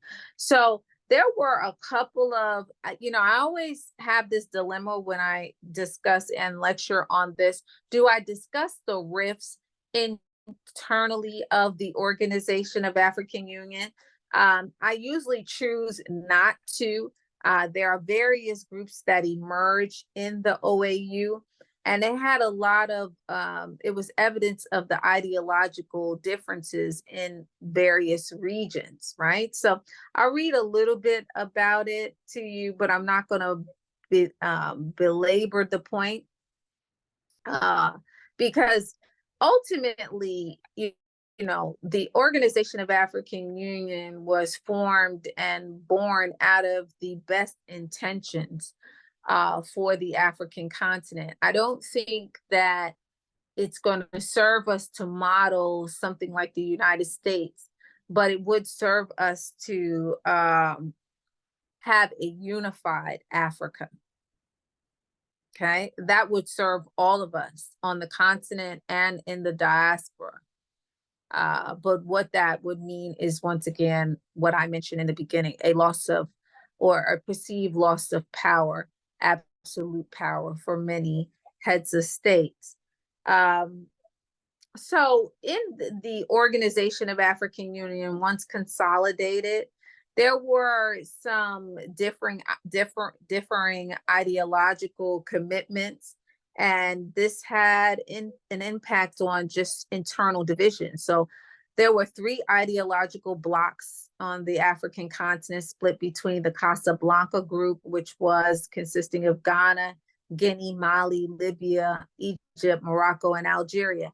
And that's interesting because the Casablanca group in many ways include Ghana, but if you know anything about the others, they are largely, you know, Islamic. There's an Islamic presence. There's the practice of Islam in those nations, with the exception of Ghana, right? Sekou Touré is, you know, I mean, Sekou Touré is Muslim in Guinea, and that's where Nkrumah would end up, which advocated for radical and full continental integration. Okay, so the Casablanca group, and I hate the term Casablanca because if any of you speak any Spanish, you know that Casablanca, what does that mean? House of the Whites. But I think that was more the location. I'm like, why? A lot of people don't even know that the place Casablanca is in Morocco. And you're like, the nerve, right, of these people to be anywhere in Africa and have a place called Casablanca, you know, colonial stamp, right? Most people think of Casablanca about the film, about the United States and the Civil War and all of that kind of stuff. No, Casablanca is in Africa. Okay, and Morocco specifically. That being said, so it's Ghana, Guinea, Mali, Libya, Egypt, Morocco, and Algeria. And if you know some of you who know the, you know, real intricacies of history, know that there's some connection between Ghana and Egypt and things of that nature. Nkrumah marries someone who's a political figure in Egypt's daughter, and all of that kind of stuff. So, you know, there's some political ties and connection there, but they advocated for the radical and full integration of the continent of Africa, right? Then there was the Monrovia group, consisting of Nigeria, Tunisia, Ethiopia, Liberia, Sudan, Togo, and Somalia, which proposed a moderate approach to the unification to be taken in incremental steps. And the Brazzaville group, consisting of Francophone countries and led by Senegal and the Ivory Coast, which remain tied to the interests of France, right? So they, you know, so you know, Kenya and other places, they supported well, let me just be specific. A number of African leaders, including Kenya's Julius Nyerere and Nigeria's Abubakar Tafawa Balewa, were supportive of the ideal of African Union, but many felt that Nkrumah's grand vision for the United States of Africa was overreaching and ran the risk of dissolving sovereignty and territorial integrity, and at a point of particular contention among the countries who had recently gained independence and hard fought for sovereignty. So it was, you know, something that people did not all agree on. Nkrumah more radical, the, you know, Monrovia group less radical. And then unfortunately, there's the implication that those under the tutelage of France, the Francophone African nations, so to speak, were not necessarily on board with dissolving borders. But I'm going to end with this. What we need to remember about the African continent is that these colonial borders mean nothing to us. When Europeans invade and colonize the continent of Africa, these false colonial borders divide people who are the same and force people who are very different together. I'll say it again. The imposition of colonial borders and the carving up of Africa post-World War I are the expression of European aspirations and desires and objective to use the continent as an extraction site. They mean nothing to African people. It would divide people who are the same, right? Cut a border between in a territory where the people are one people, and it would force people together who are very different. Example, Senegambia. You make this little place called Gambia inside of Senegal, right? And the dominant group there is Wolof. You have Wolof in Senegal, you have Wolof in Gambia, but you have many other ethnic groups. However, they are two nations. Even though there is some level of continuity in the cultures that exist there, right? So you have divided people. And for those of you who know the politics, the geopolitical politics in that region, for many years, people in Senegal could not freely go into Gambia, right? Under Yahya Jammeh, we know this, okay? It's only recently these things have changed under a new Adama Barrow, under new leadership in Gambia. But on the other end, it forced people together who are very different. And no other example is better than Nigeria. 300 million people. So different. Okay? So it caused a huge problem for us as African people on the continent, who are already the most ethnically diverse people in the history of humanity, the human blueprint, holding every phenotype, language, culture you could imagine, right?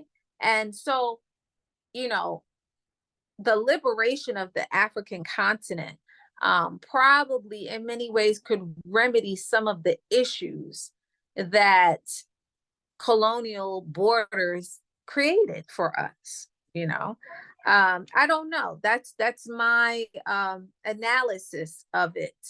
But there's going to have to be a new generation of people who bring that about. Old guard heads of states on the African continent. And when I say old guard, I'm even talking about the ones who are too well into their mature age, into maturity and elder life, who are still in place now, but will not relinquish power for one reason or another. I think the leadership you see in places like Niger and Burkina Faso in particular, is more in the vein and the spirit of what we need to move towards a unified Africa. And I think we've done what the Monrovian group would have done, in the sense that it's been small steps: the Pan-African fair and free trade, the unified African passport. But when you propose something like a unified African passport, what are you saying? Because passports are for nations, through nationality. So are you saying we have a unified African nationality? Can we say that we hail and are indigenous to the African continent and free to move around the African continent? So I think there's implied desire to move in that direction. And I think that it's only going to happen with young, courageous leadership like what you see coming out of Burkina Faso at the moment. Willing, not power hungry, willing to consolidate. Oh, and let me say one other thing that's happened since 2004. There's also been a consolidation of certain currencies on the African continent. That's another good thing. And you're hearing more about that in light of the situation with Niger as well. So there has been consolidation of currencies. But, you know, I think that it's time to stop putting off the unification of the African continent. It's not a loss, it's a gain. It's a reclaiming of what we lost in light of colonialism. You know, now you are no longer forced together. The whole continent is open up to you, as opposed to you being forced with people who you are not the same with, and divided from people who you are familiar with in terms of culture and language and traditions. So that's my little lecture on organizational bodies, the OAU, and the present state at which we're at with the African Union. I think there are some things that need to happen, demands need to be made about the prominent role of China in the African Union, the prominent role of the European Union, economically giving 60% of it the support to the African Union. Can you imagine African people running, being 60% contributors, economic support to the European Union? They would never have it because they know what it would mean, right? So that has to stop. Africa is a resource wealthy place. Places like Congo have began to say they're not going to allow foreign nationals to mine coltan in the country, cobalt or coltan in the country. So, you know, we have to fund our own aspirations. You know, we can allow the opposing, our opposers who suck the continent dry to fund and set the agenda. You know, so I think that that's indicative of the work that needs to be done. But, you know, so that's it. All right. So anybody have any questions, comments? I'm going to read. I don't know why this always turns upside down when I start looking at questions. Okay. Somebody said, hello, good day. Hello. Thank you very much. Oh, okay. Okay, that was sent before I joined. Lessons for Africans. Right. Somebody said lesson for Africans. All money is not. Curtis, and I can't see your last name, so I apologize for just using first name. Yeah, all money is not good money.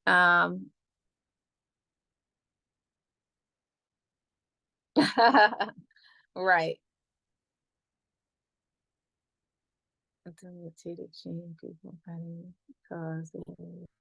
Yeah, right. So we know the European presence in Africa has everything to do with Europe's lack of resources. This is not a new thing.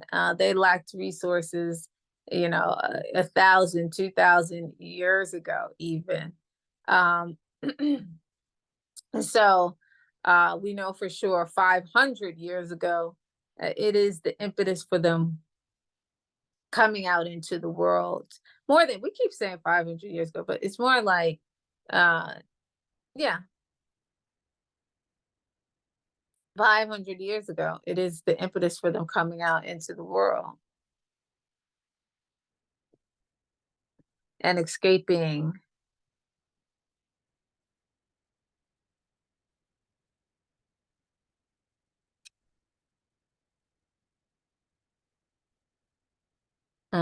Someone, who is this that I'm reading? Oh, Curtis. Okay.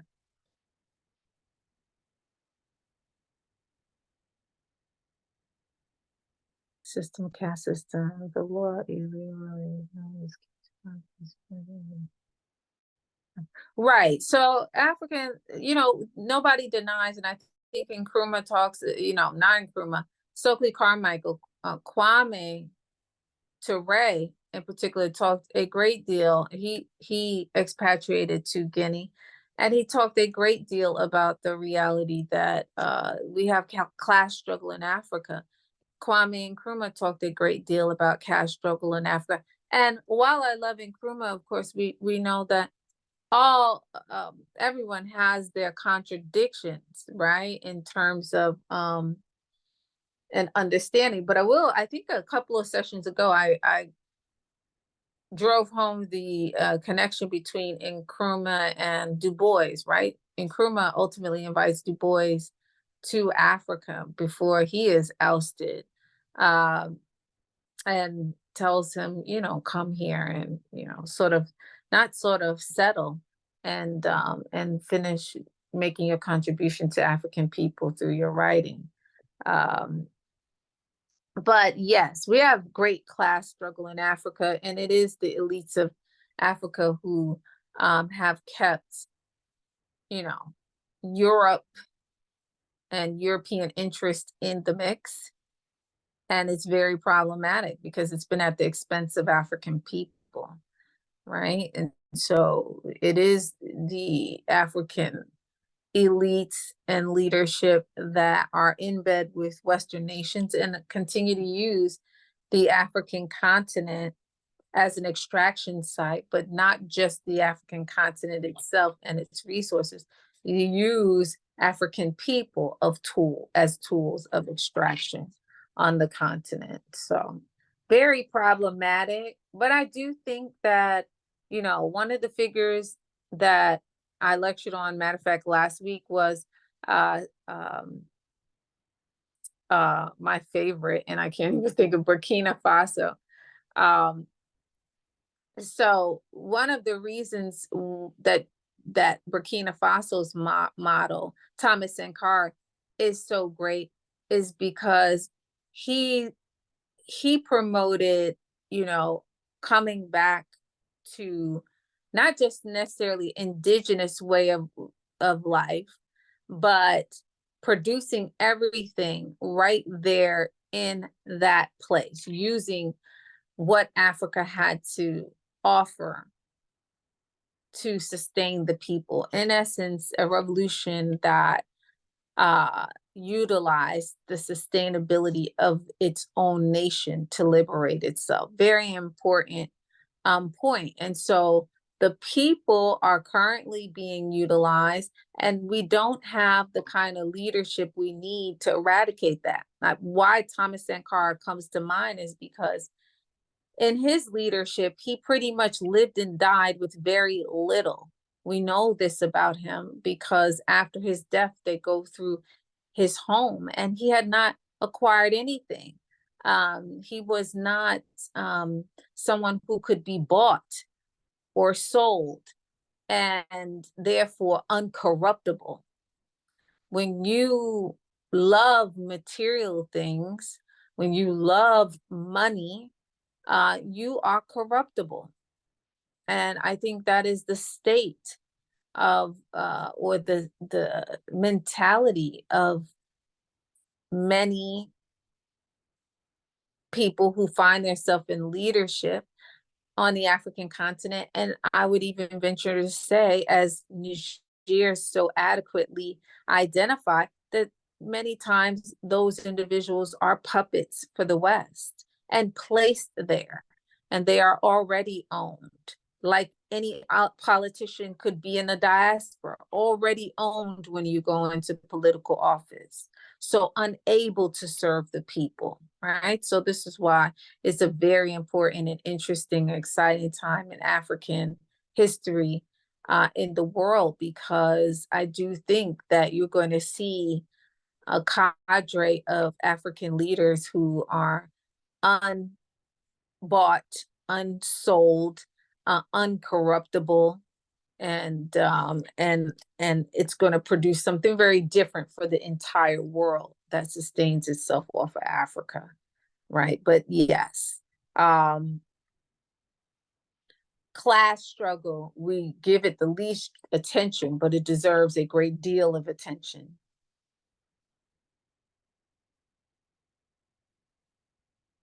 Oh, sure. Somebody said you like to see the AU committee report? Sure, I still have all of the docs, so maybe I'll share it in the group. Okay. Who is that who said that? Serum. Okay, I will share that. I still actually it's in my file cabinet, so I will definitely share that. Yeah, so Rwanda's president. Sorry, Yvonne. Wanda's president. And I'm hitting my time limit because I'm on here for 1 hour right now, and that's way too long.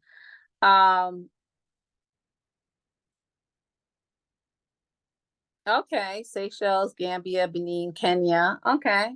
Oh yeah, I saw that from Kenya for sure. Right. So it is coming to fruition. It's been about I want to say the proposal for the Unified African Passport was somewhere around 2016, 2017.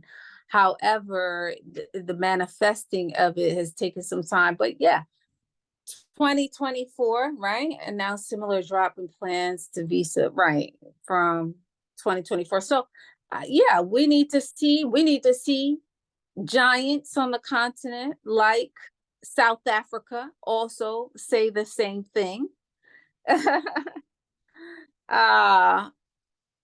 You know, they can't, the xenophobia thing is not something that people are going to put up with. You cannot do that. You are either part of Africa or you are a Western nation in Africa.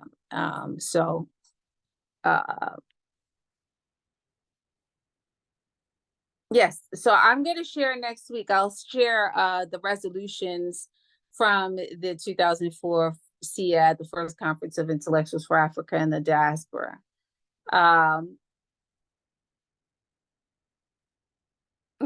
Yeah, so yeah, Europeans, yeah, I don't doubt that. They have, changed up. There's been some mixing and matching in their gene pool at a certain point.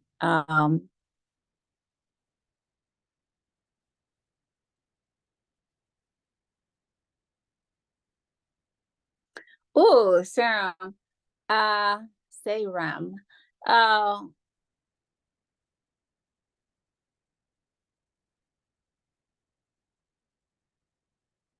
don't know if the adjective Black, Afro-descendant, I don't care for the Afro-descendant title, because to me, people saying they're Afro-descendant is like, well, first of all, what's Afro?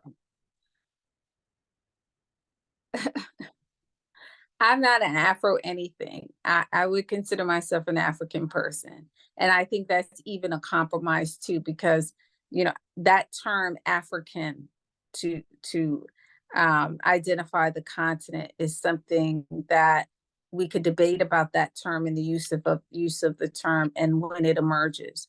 But we can have consensus on the term African and what the African continent is. I subscribe to the philosophy of Dr. John Henry Clark, who said land, culture, people, right? So there's got to be a land, and that is the African continent, a culture. There are many, many, many African cultures, people, hence African people. So I subscribe to that line and train of thought. Afro is a hairstyle that emerges in, African, so-called American context. And descendant, it means you're a descendant. I personally, someone who has lived in the United States, born in the United States, and African born in the United States, who had the opportunity to live and teach on the African continent, I would say that the term Afro-descendant is to say you're related to, but you're not African. And Black is fine. We use Black. I love Black people, certainly. However, I do think that, my personal opinion, not necessarily as a representative of this organization, but my personal opinion about African and Black is that race is a construct that was created by a certain group of people, okay, that were not us. the normal, and I didn't show it this time because I was asked to do individual lectures that were not necessarily connected. So new ones each week. So, but typically how I have taught this course in the last 3 years has been to have sort of some continuity. And I shared the film, The Journey of Man, A Genetic Odyssey. So if you've been in contact with us in the last, 3 months or so, I do initiate viewing that film because of the fact that it begins with the origin of humanity, and that is conclusively on the African continent. So my position is to be human means to be African. Okay. That being said, part of being human is having the human jacket, which is melanin, because it protects us. This idea and concept of Blackness emerges only around 400 or 500 years ago with Europeans. And in the United States, yes, they adopt this, racialized form of slavery after indentured servitude. What I'm saying is that race is not real. Culture is very real. The natural human appearance includes melanin. Okay. It is needed. It is required for navigating the earth. So this idea, concept of Blackness is something that Europeans create, because for the most part, humanity is Black from the beginning until present, with an exception of some people who branch off and are no longer identifiably manifesting melanin or manifesting melanin. So I have no problem with Black, particularly coming out of the so-called African American context, because in this place in particular, we had a Black power movement and a Black is beautiful movement that transformed the meaning of Black, not for this society, but for us. Okay. And so Black is not and should not be a slur to us. We have affirmed and owned Blackness, and we have taken our African culture and constructed around our Black identity. Okay. Which is, a whole nother conversation. So we underwent what we call an ideological transformation around Blackness.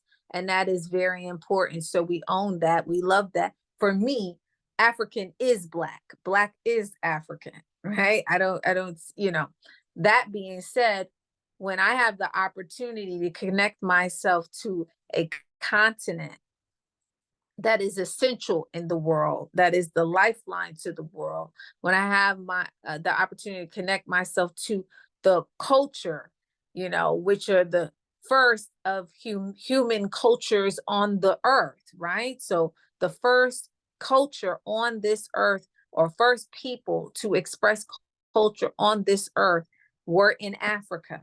I'm gonna go back to how one of my friends said, no human being lives outside of a cultural construct. Because culture is how you live. The first human beings emerged out of Africa. Therefore, to be human means to be African. Okay. In the cultural sense, to be human means to be African. And so I say African because I certainly am not going to give up my claim as the progenitors of humanity, the first culture and the first civilization. So this is why I say African first, right? But none of what I said do I think is the consciousness of anybody in Latin America or any Iberian subject. So that means Latin American speaking people, Spanish speaking people, or Portuguese speaking people. I do not believe, and I have educated many of them, that what I'm expressing is the sentiment there, even as even as it pertains to the exhibition of our spiritual traditions. Okay, because you have many people in those places who engage in those spiritual traditions that are connected to our African spiritual traditions, and then say that they're not African and they're not Black. But they're not our concern. Whoever feels like that's who they are, they feel like that's who they are, then they do that. My point, what's problematic about the Afro-descendant thing is that people who will say they're not African will put themselves in Black spaces and then expect to engage in some level of hierarchy amongst Black people around color, around hair texture, around features. And for me, that is very problematic. So I don't necessarily think the Afro-descendant, I think it is a condescending identity. It's a way to still say we're connected, but I'm not you. We're connected, but I'm still better than you. I have different texture here. I have different features. I'm lighter than you. I don't really entertain it. I feel like, go ahead. You're kind of sort of related to us. Well, then who you are most related to, go ahead and connect with them. Do not come in our spaces and engage in racial hierarchy or colorist hierarchy in our Black and African spaces, right? So this is why, no, I don't really have a lot for that. The 9 DNA series people could unite and secure the original people. Right. Thank you for your 100%. Who is the current chairperson? That's a good question. I do not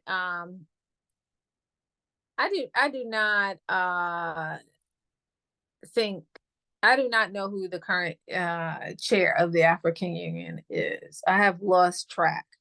Because I think it's clear that I'm not so much of a fan of everything going on, but I'm willing to say that there has been some progress that is tied to the original vision and mission. Okay. Ubuntu. Ubuntu is let's all come together, right? Doesn't that mean Ubuntu means let's all come together? I think. Somebody tell me if I'm wrong about the translation of Ubuntu. Pan-Africanism is very specific in the sense that it's unity for the purpose of eradicating oppression and exploitation of African people. It's not simply us coming together. It's us coming together in an effort to work towards the eradication of our oppression and exploitation. So it's not coming together at church. It's not coming together. It's not coming together at a food spot or at someone's house. It's just coming together with a singular focus of eradicating and eliminating our oppression and exploitation for us around the world, addressing our condition. Oh, okay. So Yvonne, add Sarah Monet at Gmail. Can you add him to the group? Exactly. Okay. Yeah. Right. Human, right. Hue is a natural, this is a natural, it's the human jacket, so to speak. To not have melanin is problematic, to say the least. Okay. So, no, I don't have a whole lot for the Afro-descended kind of sort of family, but not really, in placing one's place. I'll say this and I'll end here. I know there are a lot of people who try to engage us in Black and African spaces and promote this, well, you're really indigenous Black and you're not really this, or there are Latin American people who are conflicted around identity and want to be somewhere close or even capitalize off of Black culture and put themselves in Black spaces. My commentary on that and my thinking as an intellectual around that is this. if you, first of all, to be Black is to be African primarily, and to be Black is to be human, right? And to be African means to be human first. We are the first humans. So, and the progenitors of humanity and civilization. And that's unequivocal. That is a scientific and historical fact at this point. We have fought and established that, and the science has established that. That being said, the Native American people, for example, in the United States, they have great problems, okay? Under the Trump administration, they took back a large piece of indigenous land that was designated for them in the Northeast, right? In New England area, in that area. I didn't hear a rumble across the nation about the taking of this indigenous land. And I think we should have heard a rumble across the nation of all the indigenous groups in rejection of seizure of that land. There's a great need amongst indigenous Native American groups to organize and collectively unify as they still exist on reservations, and the living conditions are not up to par, and you know, they are still marginalized, even though there has been compensation in light of their situation. I'm saying all this to say that anybody who thinks that they're indigenous Black and not an African or Black person, go have those conversations with those Native American people. They are in great need of organizing. We, on the other hand, those of us who understand that we are African and identify as Black, we are working on our issues from here to the continent and around the world. And our clarity on our identity doesn't need to be challenged. We are clear. Go where you most identify with. And likewise, on the African continent, you have many Arab people who identify, who to you and I are Black, but identify as Arab. Okay, well, the Arab world has a lot of issues right now, okay? Namely in Palestine and throughout the so-called Middle East. If you are an Arab, you know, please go put your focus on centered issues and problems. Stay out of African problems and issues. You know, I mean, the African family tree is huge. We are the progenitors of the world, but those of us who still identify as African and therefore Black,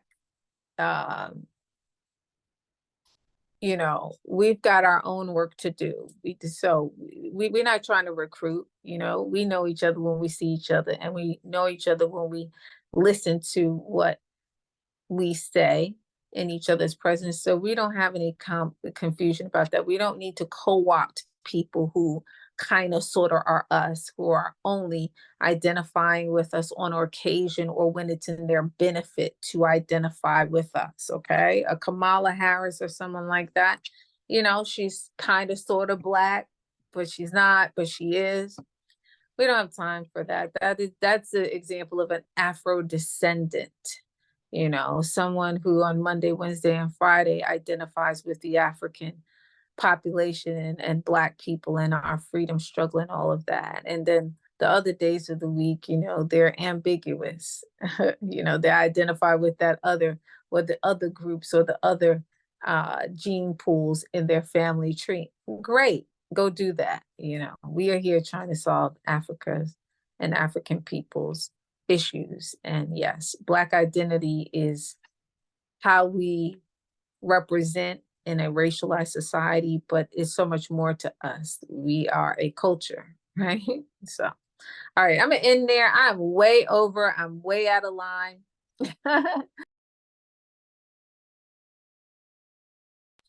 Apologize, and I'm going to tell you I am because we are, and see you next week.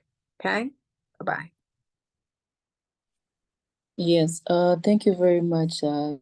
Wright, for this wonderful lecture.